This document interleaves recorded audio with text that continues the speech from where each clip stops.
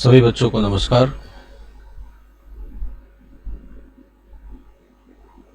आज का हमारा जो टॉपिक है वो प्रॉपर्टी ऑफ डिटर्मिनेंट्स। टॉपिक शुरू करने से पहले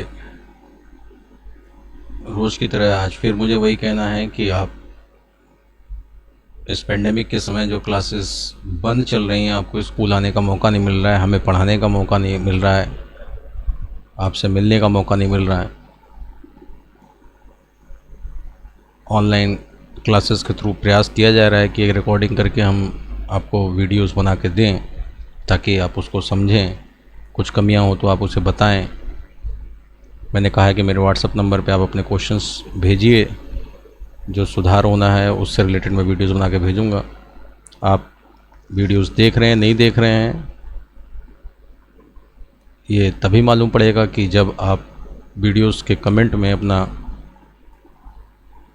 class, section, roll number send करें, जिससे कि मुझे कंफर्म हो जाए कि इस वीडियो पे आपकी अटेंडेंस हुई है। ये अटेंडेंस आगे चल के बहुत काम में आएगी। चलिए आज का टॉपिक स्टार्ट करते हैं। आज का टॉपिक है properties of determinants.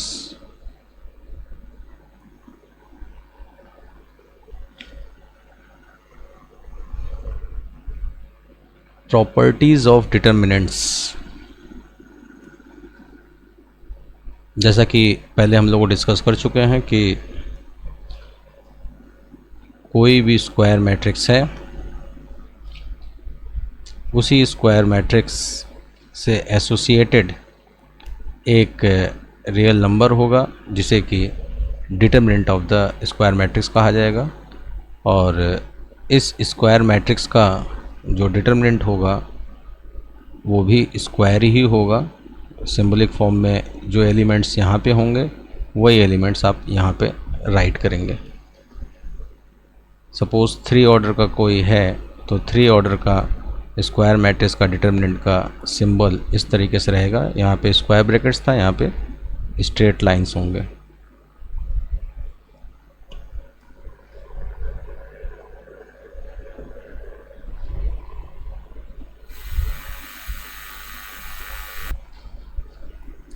First property, determinant की जो फर्स्ट प्रॉपर्टी है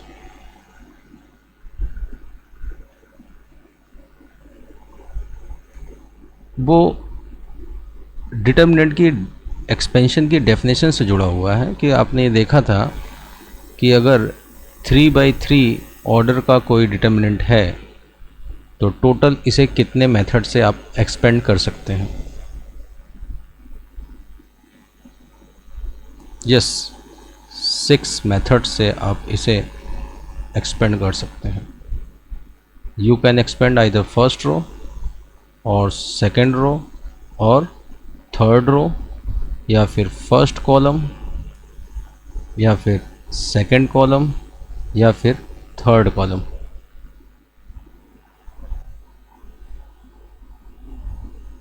You expand either any row along to any row, you expand along to any column. Each time you will get unique value. Answer में difference नहीं आएगा, किसी भी square matrix के determinant की वैल्यू यूनिक होती है। इसी बिहेवियर पे बेस्ड पहली प्रॉपर्टी है कि इफ rows and column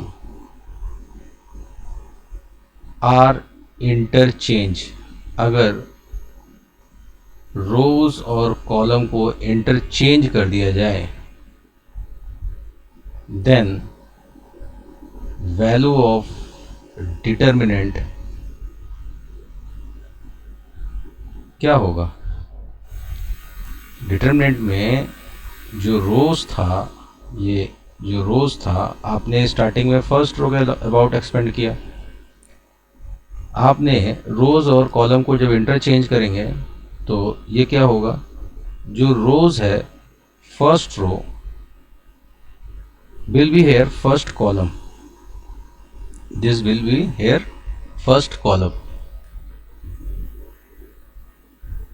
क्योंकि रो और कॉलम को आप इंटरचेंज कर रहे हैं। आप फर्स्ट रो के अबाउट एक्सपेंड करें या अदर रो के अबाउट एक्सपेंड करें, इस डिटरमिनेंट की वैल्यू चेंज नहीं होगी। आप फर्स्ट कॉलम के अबाउट एक्सपेंड करें, डिटरमिनेंट की वैल्यू नहीं चेंज होगी। जब आपने रोज को कॉलम में कन्वर्ट कर दिया, अब इस डिटरमिनेंट को अगर इस कॉलम के अबाउट एक्सपेंड करेंगे आप, तो डिटरमिनेंट की वैल्यू चेंज नहीं होगी, वही रहेगी जो पहले थी। क्यों? एलिमेंट तो सब वही है, जो फर्स्ट रो में एलिमेंट थे वही फर्स्ट कॉलम में आ गए, जो सेकंड रो में एलिमेंट थे वो सेकंड कॉलम में आ गए, जो थर्ड रो में एलिमेंट थे वो थर्ड कॉलम में आ गए।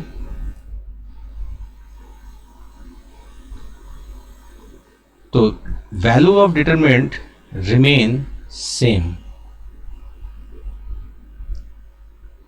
या ये कहें unchanged. Value of determinant unchange रहेगा, चेंज नहीं होगा।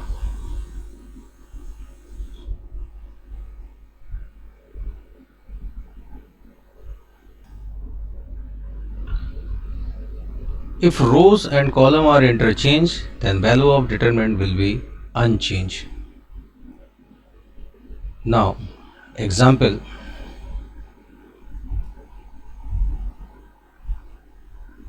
Suppose एक डिटरमिनेंट है 1 2 3 4, टू ऑर्डर का छोटा सा एग्जाम्पल लेते हैं। It's determinant value will B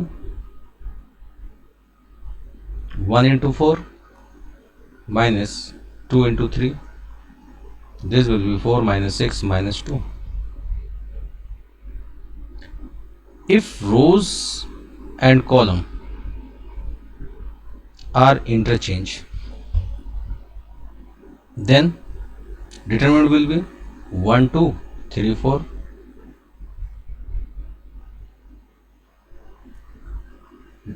calculate कैसे करेंगे? 1 into 4 और 2 into 3 minus 2 into 3, this will be minus 2. तो हमने यही समझाने की कोशिश करी है, डिटरमिनेंट को अगर रोज और कॉलम आप चेंज कर देते हैं किसी डिटरमिनेंट को, तो ये जो फर्स्ट रो है वो फर्स्ट कॉलम बन जाएगा, सेकंड रो सेकंड कॉलम बन जाएगा, थर्ड रो थर्ड कॉलम बन जाएगा। मीन्स जो एलिमेंट हॉरिजॉन्टल वे में थे वो वर्टिकल वे में यहां पे आ गए। आप फर्स्ट रो के अबाउट एक्सपेंड करिए, या फिर वो जो फर्स्ट रो है अब नए डिटरमिनेंट में फर्स्ट कॉलम के अंदर आ चुके हैं, फर्स्ट कॉलम के अबाउट एक्सपेंड करिए।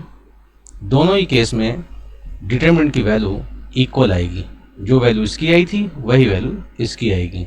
वैसे भी मालूम है डिटरमिनेंट को किसी भी रो या किसी भी कॉलम के अबाउट एक्सपेंड करिए यूनिक वैल्यू आती है।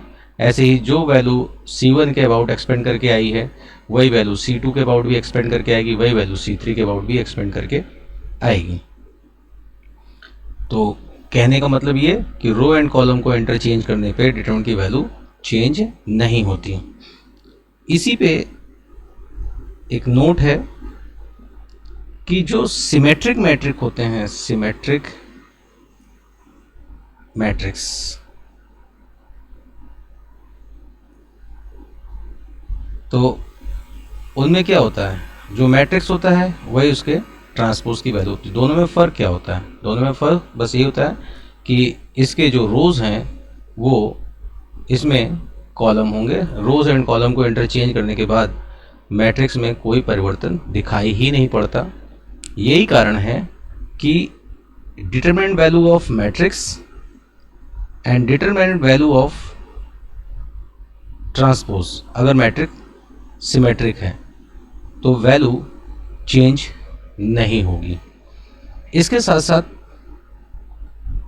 चूंकि रोज और कॉलम को इंटरचेंज करने से किसी भी डिटरमिनेंट की वैल्यू चेंज नहीं होती, इसीलिए अगर मैट्रिक्स के रोज और कॉलम को इंटरचेंज कर दिया जाए तो you will get a new matrix that will be called transpose of the matrix. You will get new matrix, this will be called transpose of matrix. This is a matrix, after interchanging rows and column this will be transpose matrix. Matrix का determinant और transpose matrix का determinant दोनों equal होगा, दोनों equal होगा। क्यों? वही रोज और कॉलम को इंटरचेंज करने से डिटर्मिनेंट की वैल्यू चेंज नहीं होती। यहाँ पे स्क्वायर मैट्रिक्स और इसके ट्रांसपोज में बस इतना ही डिफरेंस है, इसके सभी रोज इसमें कॉलम के फॉर्म में आ चुके हैं। रोज और कॉलम को यहाँ पे इंटरचेंज कर दिया। ये मैट्रिक्स अलग अलग हैं,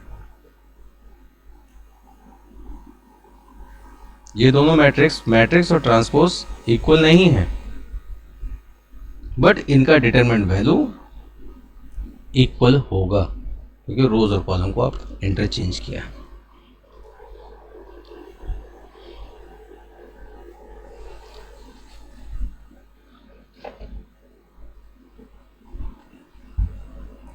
प्रॉपर्टी नंबर 2, ये आपकी first property, the value of determinant remain unchange if the rows and column are interchange.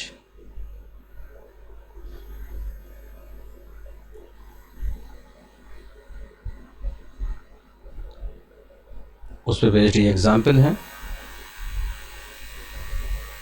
कि ये कोई डिटरमिनेंट है, आपने उसकी वैल्यू निकाली -28 आया। अब डिटरमिनेंट फर्स्ट रो को इन्होंने क्या करा, फर्स्ट कॉलम बना दिया, सेकेंड रो को 604 को सेकेंड कॉलम बना दिया 604, 15 - 7 को इसमें थर्ड कॉलम बना दिया। अब इस मैट्रिक्स को फर्स्ट कॉलम के अबाउट इन्होंने एक्सपेंड कर दिया। यहाँ पे फर्स्ट रो के अबाउट एक्सपेंड किया 2 - 3 5, और इसमें फर्स्ट कॉलम के अबाउट एक्सपेंड किया वही सेम एलिमेंट 2 - 3 5 के अबाउट एक्सपेंड किया। यहाँ भी -28 आ रहा है, यहाँ भी -28। हैंस प्रूव दैट कि रो कॉलम को इंटरचेंज करने से डिटरमिनेंट की वैल्यू चेंज नहीं होती। किसी भी स्क्वायर मैट्रिक्स का डिटरमिनेंट वैल्यू चेंज नहीं होगा। अगर स्क्वायर मैट्रिक्स में आपने रो और कॉलम इंटरचेंज कर दिया, स्क्वायर मैट्रिक्स बदल जाएगा लेकिन उसका डिटरमिनेंट वैल्यू दोनों का सेम रहेगा। ठीक है। Property number 2, if two rows of determinant are interchanged, then the sign of determinant value will change. अगर कोई हमारे पास डिटरमिनेंट है, जब आप फर्स्ट रो के अबाउट एक्सपेंड करते हैं आप, तो एक्सपेंड करते समय ये जो एलिमेंट है A11, A12 और A13, इसके साथ में आप प्लस लेते हैं, इसके साथ में माइनस लेते हैं। ये प्लस A11 और इसका माइनर, माइनस A12 इसका माइनर, प्लस A13 और इसका करस्पॉन्डिंग माइनर। इन तीनों को जब आपस में आप ऐड करते हैं तो आप डिटरमिनेंट ऑफ ए पाते हैं, इसका डिटरमिनेंट वैल्यू पाते हैं।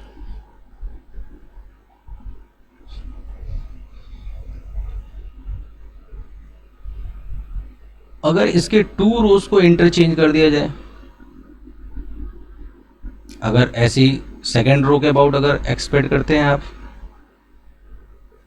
तो आप सेकेंड रो इसमें क्या करेंगे, आप माइनस से शुरू करेंगे। यहाँ पे क्या लेंगे, minus plus minus, minus A22 और करस्पॉन्डिंग माइनर, फिर plus A23 A21 corresponding minor, A22 corresponding minor, minus A23 corresponding minor.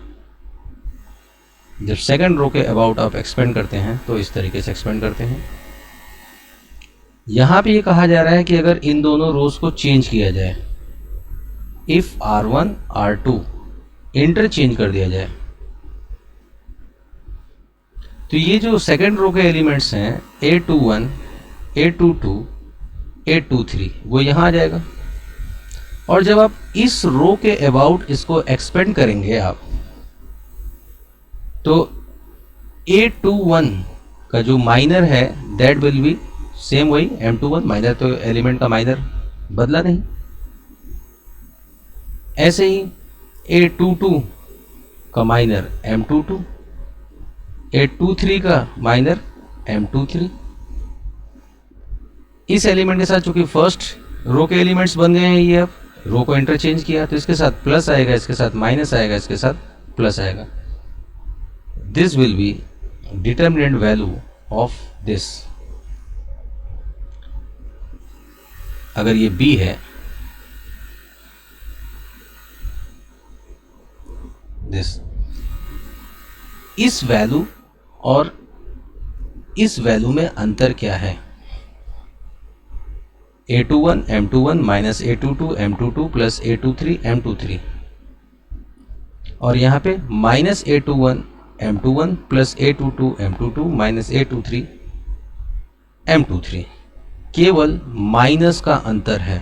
Means ये जो डिटरमिनेंट वैल्यू है, डिटरमिनेंट ऑफ A की वैल्यू और डिटरमिनेंट ऑफ B की वैल्यू में केवल माइनस का अंतर आएगा। तो इसीलिए प्रॉपर्टी बोला कि if any two rows are interchange then value of then sign of determinant value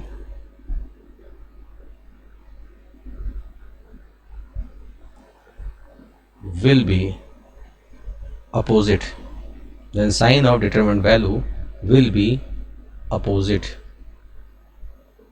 Means अगर डिटरमिनेंट की वैल्यू पहले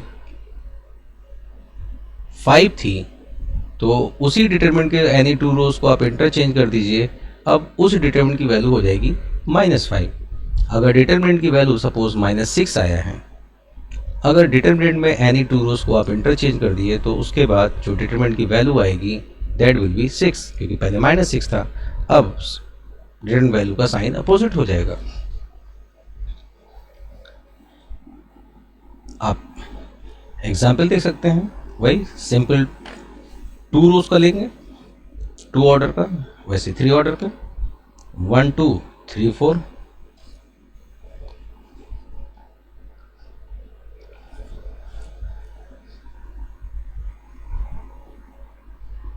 इसका वैल्यू क्या होगा?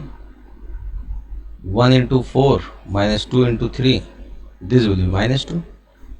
अगर R1 R2 को इंटरचेंज कर दिया जाए तो 3 4 यहाँ आ गया, 1 2 यहाँ आ गया। Now this will be 3 × 2 minus 1 × 4 equal to 2। पहले डिटरमिनेंट वैल्यू -2 था, अब जब 2 रोज को इंटरचेंज कर दिया तो वो 2 हो गया।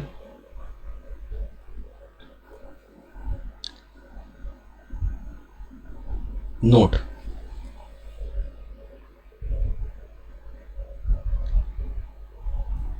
अगर R1 R2 और R3, अगर R1 R2 R3 को साइक्लिक ऑर्डर में अगर डिटरमिनेंट वैल्यू साइक्लिक ऑर्डर में अगर रोज को चेंज कर दिया जाए, किसी डिटरमिनेंट में तीनों रोज को साइक्लिक ऑर्डर में चेंज कर दिया जाए, तब डिटरमिनेंट की वैल्यू अनचेंज रहेगी, तब डिटरमिनेंट की वैल्यू अनचेंज होगा। मीन्स R1 R2 की जगह पहुंच जाए, R2 R3 की जगह पे पहुंच जाए और R3 R1 की जगह पे पहुंच जाए। ये कहने का मतलब है R1 R2 की जगह पे आ जाए, R2 R3 की जगह पे आ जाए, R3 R1 की जगह पे आ जाए। स्टार्टिंग में determinant this is R1,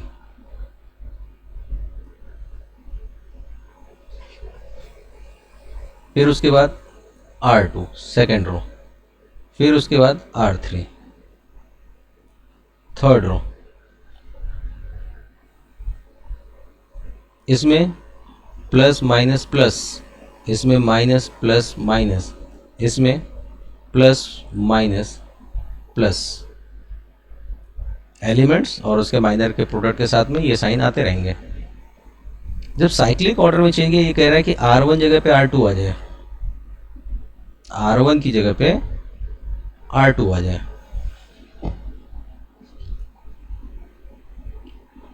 R1 के प्लेस पे R2 आ जाए, ठीक है। नहीं, R1 R2 की जगह चला जाए, R1 R2 की जगह चला जाए, R2 R3 की जगह चला जाए और R3 R1 की जगह पे आ जाए। दिस, अब यहाँ पे क्या था, जब यहाँ पे R3 था, ये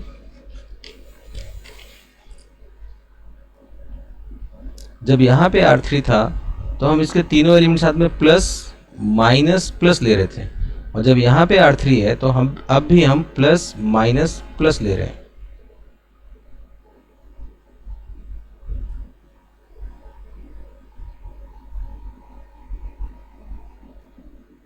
R2 R1 पर जाए, R3 R2 दिस।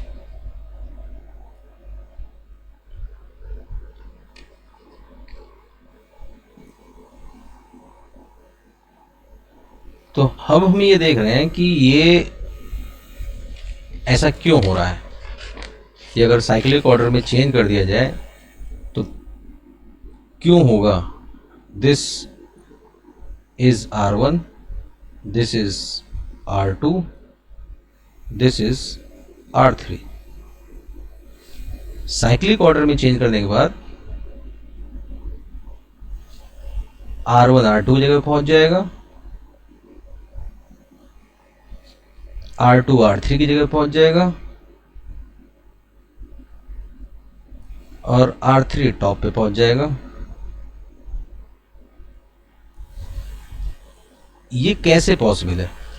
सबसे पहले क्या करना होगा, सबसे पहले आप इसको और इसको इंटरचेंज करें।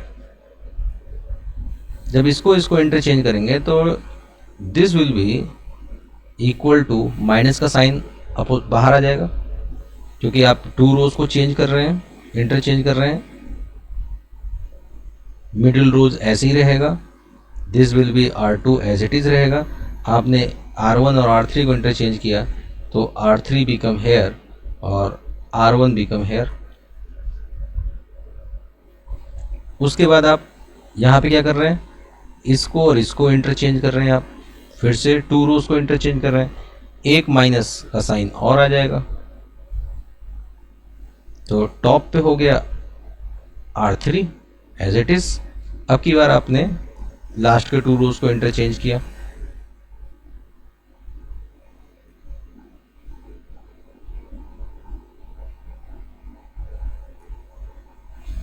ये बन गया। तो इसीलिए कह रहा हूं साइक्लिक ऑर्डर में अगर रोज को चेंज करेंगे आप, R1 R2 की जगह चला जाए, R2 R3 की जगह चला जाए और R3 R1 की जगह चला जाए, तो value of determinant will same या remain unchange. If rows are interchanged, if all rows are interchanged in cyclic order, then value of determinant remain same या unchanged, then value of determinant remain same या फिर unchanged. Now property number third में दिया है if any two rows of determinant are identical then the value of determinant is 0। इस property को verify करने से पहले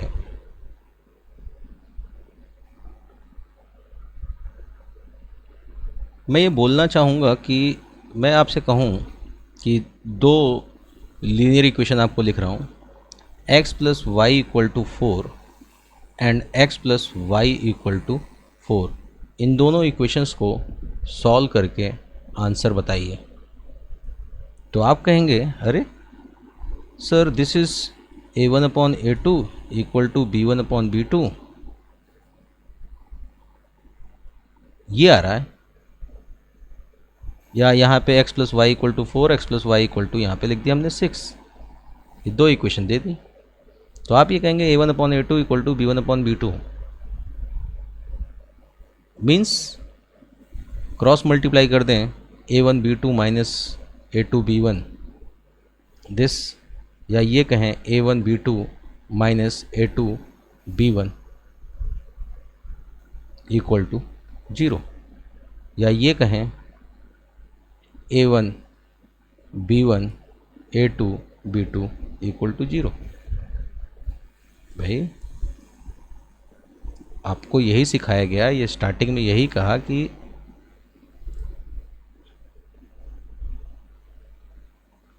अगर a1 upon a2 equal to b1 upon b2 है तो नो यूनिक आंसर,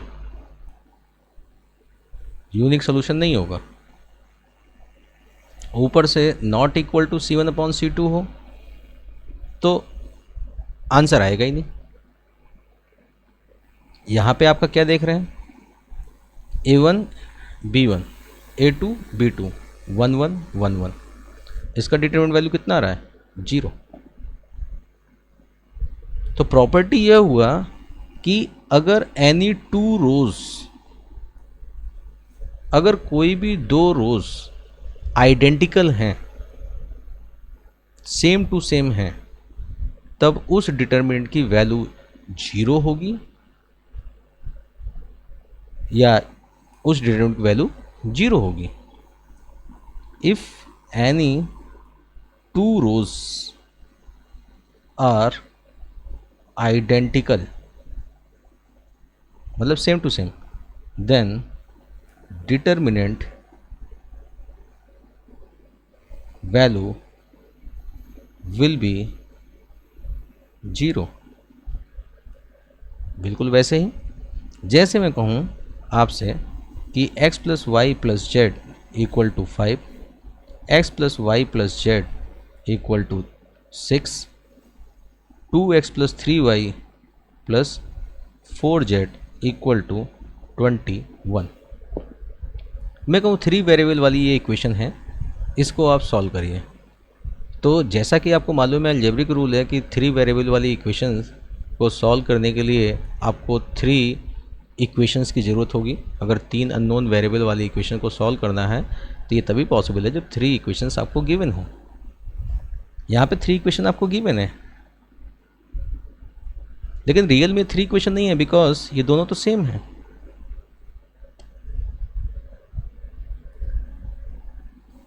जो लेफ्ट साइड है ये एक्स वाई जेड के यहाँ पे कॉफिशिएंट्स सेम हैं, इसलिए इन दोनों इक्वेशंस में चाहे ये रहे चाहे ये रहे, दोनों इक्वेशंस के होने का कोई फ़ायदा नहीं। क्यों? क्योंकि 3 वेरिएबल इक्वेशन को सॉल्व करने का तरीका ये होता है कि कोई भी 2 वेरिएबल लेके जेड गायब कर दो, एक्स वाई में एक इक्वेशन हो जाएगी। फिर लास्ट की 2 इक्वेशन लेके आप जेड गायब कर दो, एक्स एंड वाई में इक्वेशन आ जाएगी।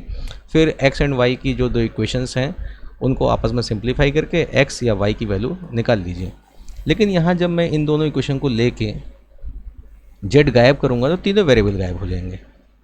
इट मीन्स ये 3 इक्वेशंस कभी भी सॉल्व नहीं होंगे, और जब कभी सॉल्व नहीं होंगे तो इसका आंसर भी नहीं आएगा। और डिटर्मिनेंट यही पढ़ाता है कि अगर कॉफिशिएंट मैट्रिक्स की वैल्यू 0 आती है, किसी भी कॉफिशिएंट मैट्रिक्स का डिटर्मिनेंट वैल्यू अगर 0 आता है तो सिस्टम ऑफ लीनियर इक्वेशन को सॉल्व नहीं किया जा सकता। There will be no answer of the system of linear equation. तो यहाँ पे 3 इक्वेशंस हैं, 3 लीनियर इक्वेशंस हैं।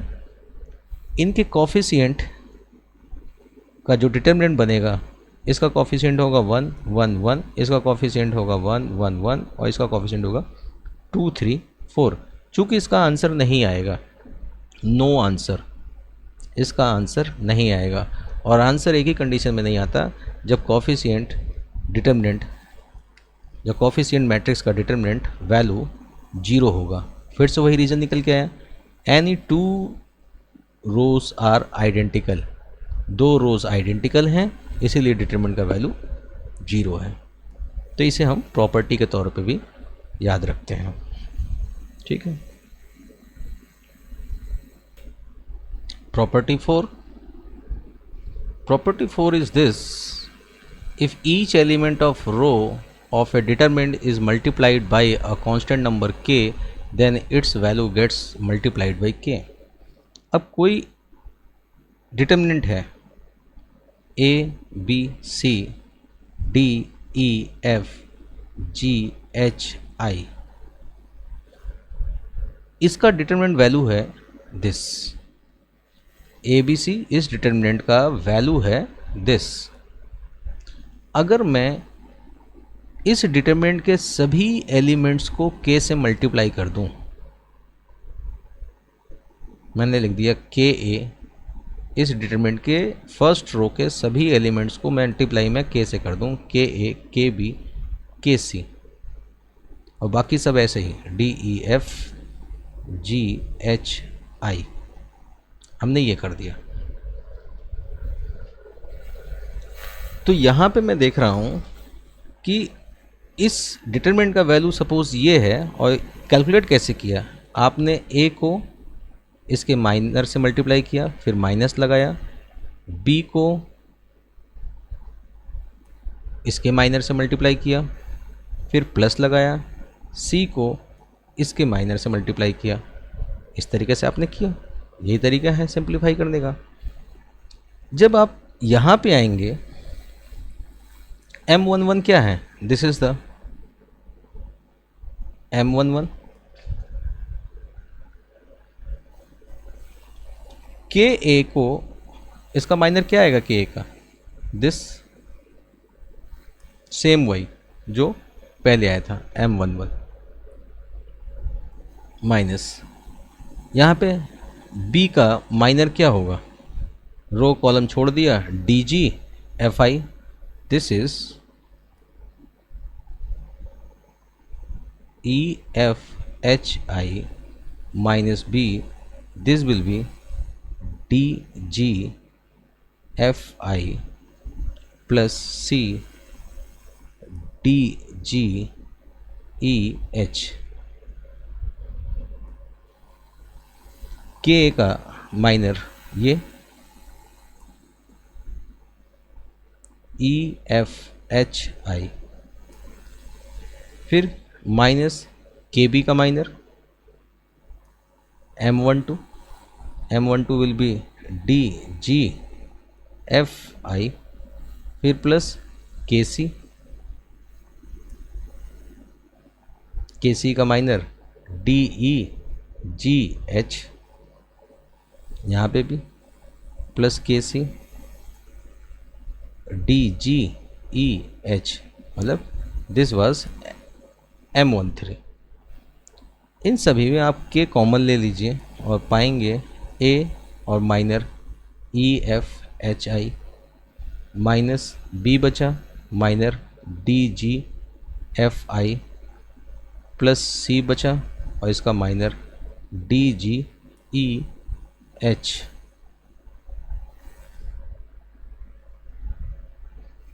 This is a determinant A. तो k times of determinant A, तो if all elements of any row is multiplied by k, then value of determinant will be multiplied by k। अगर किसी determinant के किसी भी रो के सभी एलिमेंट्स को किसी k से मल्टीप्लाई कर दें तो उस डिटरमिनेंट की वैल्यू k टाइम्स हो जाती है।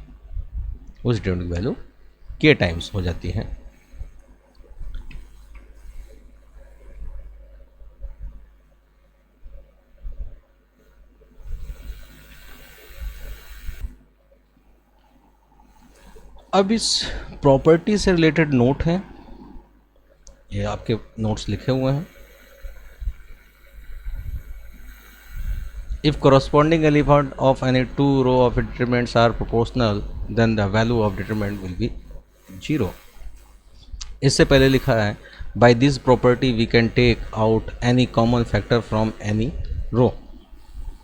मीन्स अगर आपके पास लिखा हुआ है के एक्स के वाई के Z A B C D E F, तो सीधी सी बात है कि फर्स्ट रो के सभी एलिमेंट के टाइम्स हैं।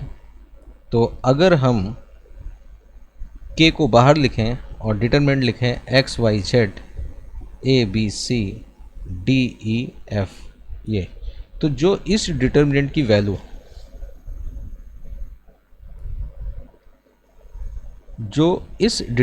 Value X Y Z A B C D E F की आएगी, उस डिटरमिनेंट की वैल्यू का k टाइम्स इसका वैल्यू होगा। मींस अगर किसी रो में कोई सभी एलिमेंट का कोई कॉमन फैक्टर है तो आप उसको कॉमन फैक्टर को बाहर निकाल सकते हैं।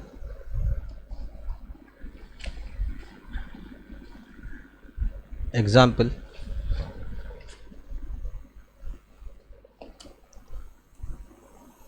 टू फोर सिक्स 1 2 3 4 5 6 ये लिखा हुआ है।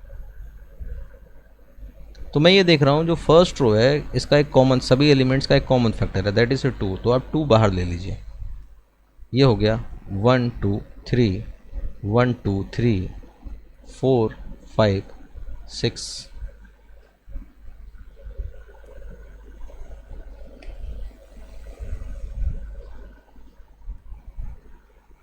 चूंकि this row and this row are identical, that's why 2 into 0 equal to 0। Second note, this इस डिटरमिनेंट की वैल्यू इसलिए 0 आई कि R1 एंड R2 ये दोनों प्रोपोर्शनल हैं। ये दोनों क्या हैं? प्रोपोर्शनल हैं। क्यों? करस्पॉन्डिंग एलिमेंट का रेशियो नोट तो 2/1 4/2 एंड 6/3। करस्पॉन्डिंग एलिमेंट का रेशियो यहाँ पे इक्वल है, इसलिए R1 and R2 are proportional. R1 and R2 are proportional, therefore value of determinants are 0। तो ये नोट बन गया कि अगर 2 rows proportional हैं then value of determinant will be 0।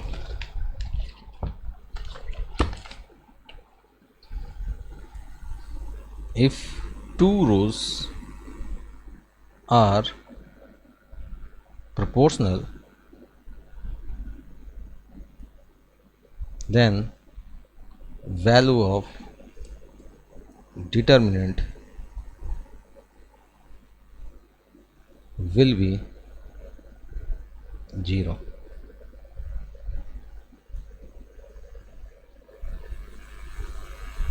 The value of determinant will be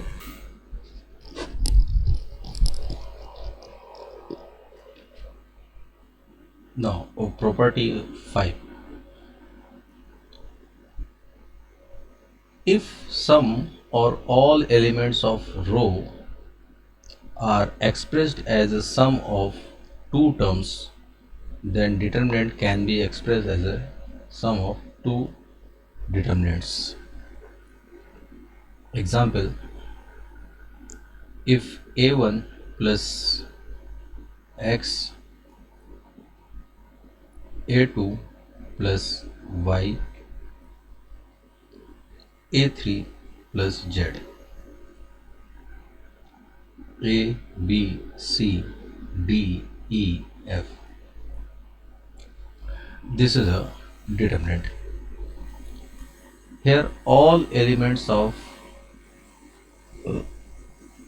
R1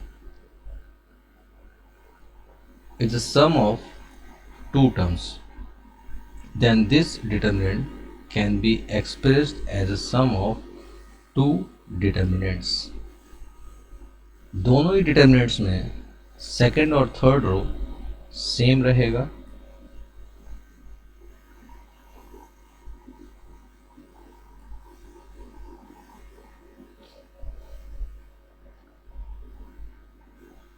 first determinant में हम जो R1 के सभी terms sum of to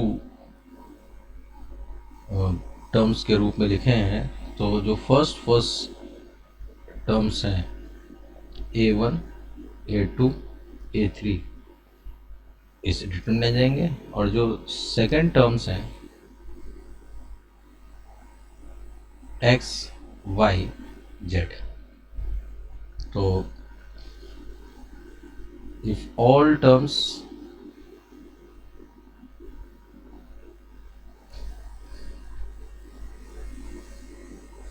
are, if all terms of row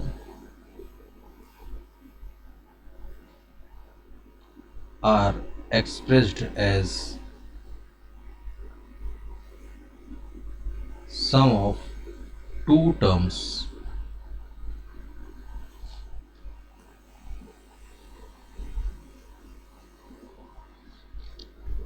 then determinant can be expressed as sum of two determinant.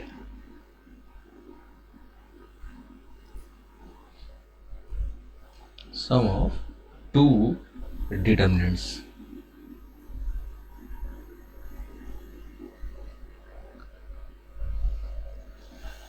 There is a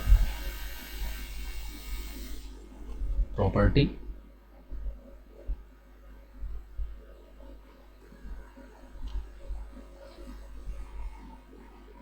so that this a, b, c, a plus 2x, b plus 2y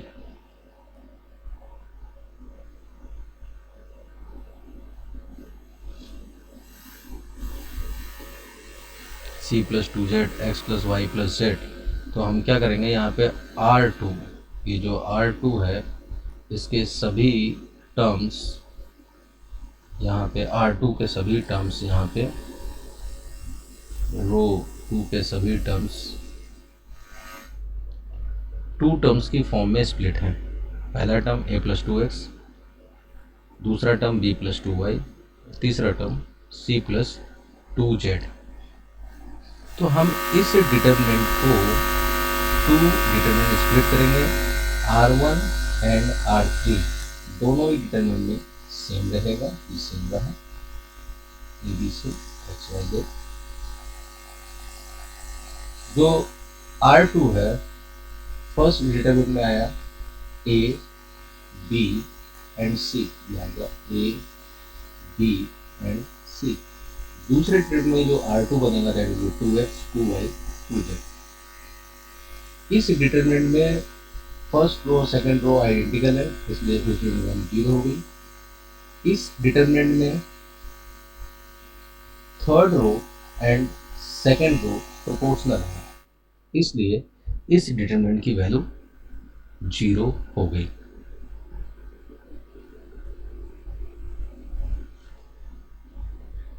नीचे लिखा है using the property number 3 and 4, property number 4 में आपको note बताया मैंने। Property 5 के बाद property 6,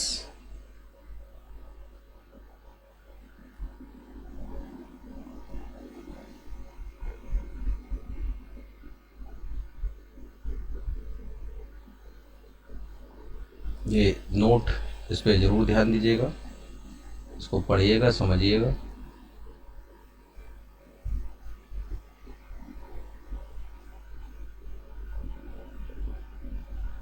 Especially note number 2, if more than one operation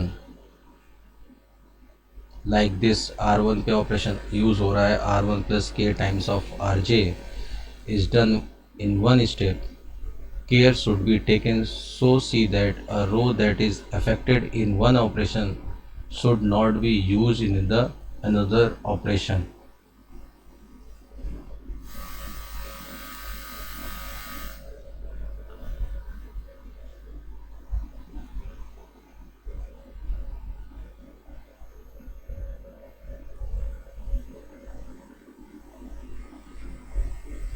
तो प्रॉपर्टी नंबर 6 पढ़ लीजिए। If each element of any row of a determinant, the equal multiple of corresponding element of other row are added, then value of determinant remain the same. A, B, C, D, E, F, G, H, I कोई determinant है, वो कह रहा है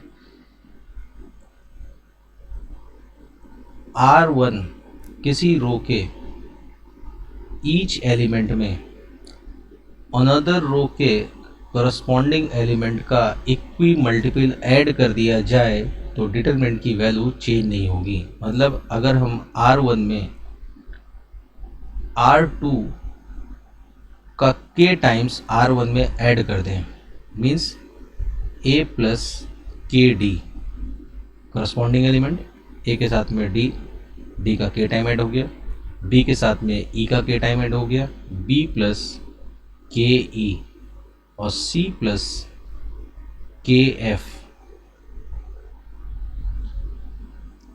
अगर किसी रो के each element में अनदर रो के करस्पॉन्डिंग एलिमेंट का इक्वी मल्टीपल ऐड कर दिया जाए,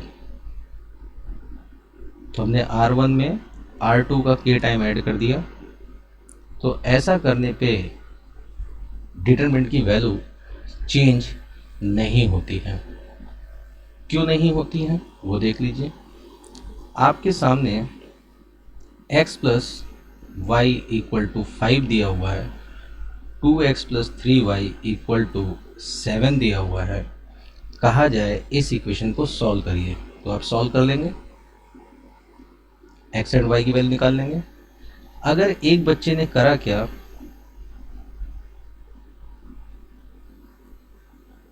x plus Y equal to 5 लिखा और दूसरी इक्वेशन लिखते समय उसने सेकंड इक्वेशन में फर्स्ट इक्वेशन ऐड कर दिया और लिख दिया 3x plus 4y equal to 12।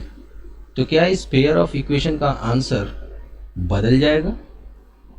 नहीं, इस पेयर ऑफ इक्वेशन का आंसर नहीं बदलेगा।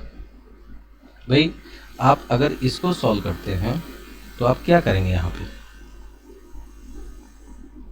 x plus Y equal to 5, 2x plus 3y equal to 7, इस इक्वेशन को 2 से मल्टीप्लाई कर देंगे x कैंसिल करने के लिए। तो this will be 2x plus 2y equal to 10, 2x plus 3y equal to 7, और जब इसको आप सॉल्व करेंगे माइनस माइनस माइनस कैंसिल हो गया, 2y minus 3y minus y equal to 10 minus 7 3, y equal to minus 3 आ गया।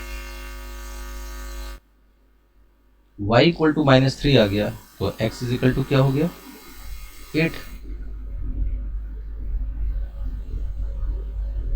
x equal to 8। अब ऐसे ही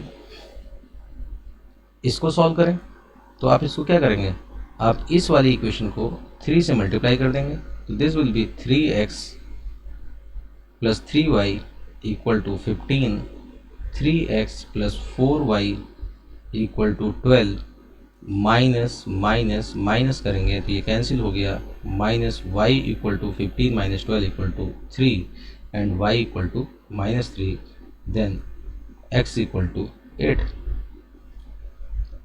नहीं हुआ। आपने क्या करा, इस पेयर ऑफ इक्वेशन और इस पेयर ऑफ इक्वेशन, इन दोनों पेयर ऑफ इक्वेशन में क्या डिफरेंस है? कोई डिफरेंस नहीं है। दोनों पेयर ऑफ इक्वेशन इक्विवेलेंट है। क्यों? कि दोनों पेयर ऑफ इक्वेशन में सेकंड इक्वेशन तो सेम है, सेकंड इक्वेशन दोनों में सेम है। बस करा क्या, सॉरी, फर्स्ट इक्वेशन दोनों में सेम है, सेकंड इक्वेशन में अंतर है। सेकंड इक्वेशन क्या अंतर है? इसमें था 2x plus 3y equal to 7 और इसमें है इन दोनों का सम। तो इसी प्रॉपर्टी को देखते हुए प्रॉपर्टी नंबर 6 बना कि अगर आप किसी रो के ईच एलिमेंट में अनदर रो के करस्पॉन्डिंग एलिमेंट को किसी इक्वल नंबर का इक्वल नंबर से मल्टीप्लाई करके ऐड करते हैं तो डिटरमिनेंट की वैल्यू चेंज नहीं होगी। मीन्स ABCDEF GHI, इस पे अगर ऑपरेशन आप लगाते हैं R1 में K times of R2, R1 change कर देते हैं, उसमें R2 का K टाइम ऐड कर देते हैं तो A plus KD, B plus KE and C plus KF, और बाकी other 2 rules as it is रहते हैं। तो इस ऑपरेशन को अप्लाई करने के बाद इस डिटरमिनेंट की वैल्यू और इस डिटरमिनेंट की वैल्यू दोनों इक्वल होगी, दोनों डिटरमिनेंट की वैल्यू इक्वल होगी। इसी ऑपरेशन से रिलेटेड यहाँ पे नोट लिखा हुआ है कि जब भी आप डिटरमिनेंट के ऊपर मोर देन 1 ऑपरेशन अप्लाई करते हैं, ये कह रहा है मोर देन 1 ऑपरेशन किसी एक ही स्टेप में अप्लाई करते हैं, जैसे मैंने इस स्टेप से इस स्टेप तक आने में मैंने एक ऑपरेशन अप्लाई किया, लेकिन इस स्टेप से इस स्टेप तक आने में अगर मैं 2 ऑपरेशन अप्लाई कर दूं, मतलब R1 में मैंने R2 का K टाइम ऐड कर दिया, साथ में R2 को मैंने यहाँ पे 3 से मल्टीप्लाई कर दिया, R3 को मैंने 4 से मल्टीप्लाई कर दिया, तो ये क्या हो गया, एक ही स्टेप में आपने मोर देन 1 ऑपरेशन अप्लाई किया। जब एक ही स्टेप में मोर देन 1 ऑपरेशन अप्लाई करते हैं तो उस समय आपको प्रिकॉशन रखने की ज़रूरत है। प्रिकॉशन क्या रखने की ज़रूरत है कि जो भी रोज अफेक्टेड हुआ है किसी एक ऑपरेशन में, that should not be used in the another operation. जैसे यहाँ पे R1 अफेक्टेड हुआ है तो मैं यहाँ पे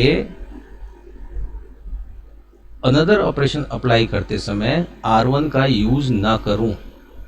मैं R2 को 2 से मल्टीप्लाई कर सकता हूं, R3 को 4 से किसी नंबर से मल्टीप्लाई कर सकता हूं, लेकिन मैं ये नहीं कर सकता कि कहा जाए R1 interchange by R1 plus KR2 और फिर कहा जाए R3 is change to R3 plus 5 times of R1।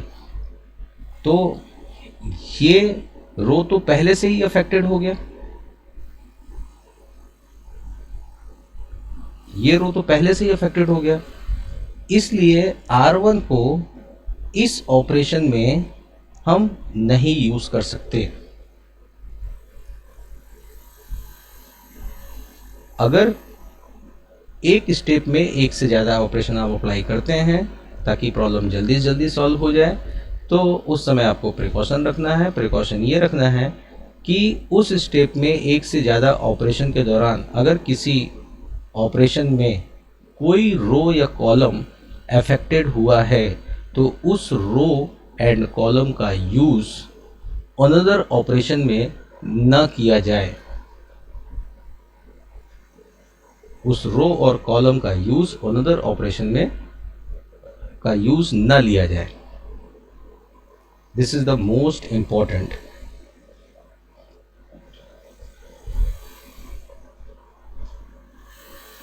Example, ये बोर्ड एग्ज़ाम में आया हुआ क्वेश्चन है। This is A plus B plus C two A this equal to A prove करना है। यहाँ पे क्या किया, R2 पे ऑपरेशन लगा दिया इन्होंने R2 पे ऑपरेशन यहाँ पे लगाया है। वो ऑपरेशन क्या है कि इस R2 पे इन्होंने ऑपरेशन लगाया।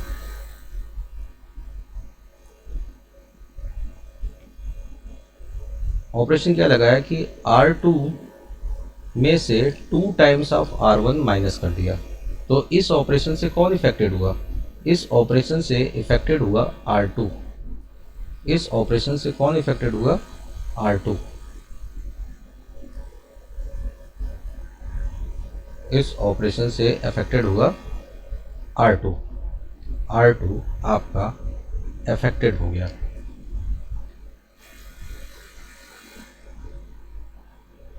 अफेक्टेड, R2 आपका अफेक्टेड हो गया। और जब R2 अफेक्टेड हो गया तो अब हम अनदर ऑपरेशन में R2 का यूज़ ना करें। जैसे अब हमने ये ऑपरेशन यूज़ किया, R3 पे अप्लाई किया। ऑपरेशन क्या अप्लाई किया, R3 minus of 3 times of R1। तो चूंकि R2 इस ऑपरेशन में